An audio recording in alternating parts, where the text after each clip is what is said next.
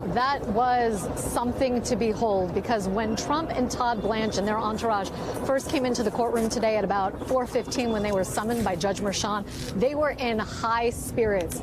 Trump and Blanche shoulder to shoulder, whispering conspiratorially like they had some extensive inside joke between them that they couldn't wait to stop talking about. And then you have the verdict itself, read by the foreperson who, as you know, is chosen by New York law, not by his peers.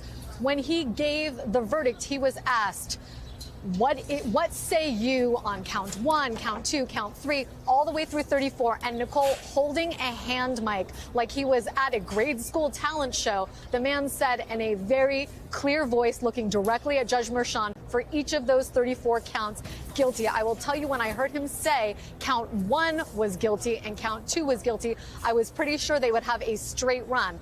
And the reason is because some of those early counts correspond to checks and to payments that weren't made by Donald Trump in his personal capacity, but by the trust. Those were ones on which the Trump folks thought they might have a chance because they could distance their client from what was done by the trust. But the minute I heard him say that, I could also see in some of the other jurors' shoulders like a lightening of the load. There weren't any smiles. They did not seem to particularly relish the moment, but they seemed lighter by the fact that this was over. This was a jury, as Lawrence said, that took this extremely seriously, was utterly attentive. The very fact of the 4 questions that they posed to Judge Merchan in terms of the testimony that they wanted read back to them shows you how intently they were listening to the closing arguments that exhausted even the inexhaustible press corps. I can tell you, I have more of an appetite for minutia about this case than just about anyone I know. And even I was saying to myself, oh my God, Josh Steinglass, wrap it up here. And yet the jurors never flagged, right? Yeah. And they were just with him all the way. They took their job intensely seriously. And of course, when they were done rendering their verdict, each and every one of them had to say that they agreed to it because Blanche insisted that they be polled. And again, in a clear voice for each and every one of them, they either said yes to the question, is this your verdict, or yes, it is. And with that, Merchan, you could see him, he put his head in his hand for a second, as if almost weighing the gravity of what had just happened in his courtroom.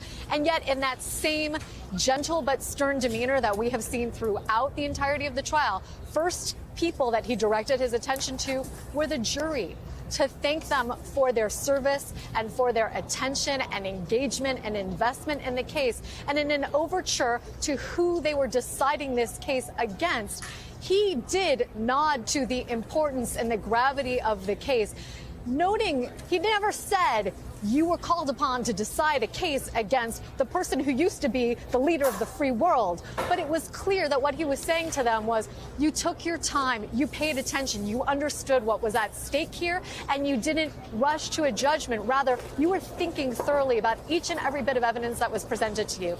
And then he turned to the alternate jurors and similarly thanked them. And I want to flag here for you, Nicole, and for Rachel and others, we never had to call upon an alternate juror here. Given the length of this trial, that in and of itself is rare. And so he turned his attention to them and saying, like, look, in many of my trials, I have had to call upon alternate jurors to fill in. I never needed that from you, but nonetheless, you were attentive. You were here throughout. Thank you. And it was only then that he turned his attention to the tasks that remained, whether there were any motions from Todd Blanche, who, of course, stood up and asked for a judgment, notwithstanding the verdict, saying that this jury could not possibly convict Donald Trump unless they were relying on Michael Cohen in large part.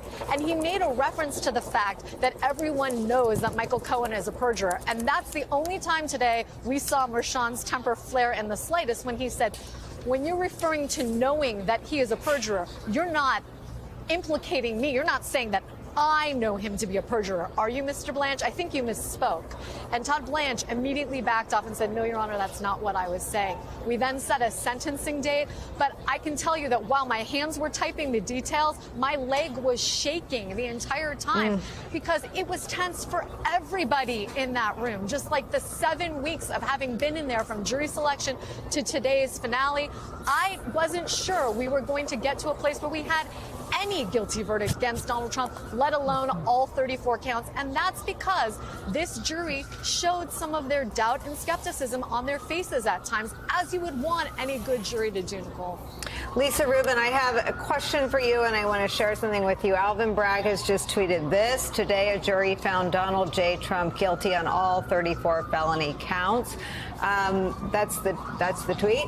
And my question is, what was notable inside the courtroom when the verdict was read? Ari had some reporting that Eric Trump seemed upset or acted upset. Did anyone gasp? Did anyone say anything? What was the reaction that you could pick up? Oh, yeah. So I was sitting next to Adam Klasfeld, who, as you know, has been with our colleague Lawrence O'Donnell each and every night and in the courtroom every day on one side and another reporter on the other. And I could hear gasps all around me, immediately followed by the, what you imagine the sound of the Kermit the Frog typing meme to be. That's what the courtroom sounded like.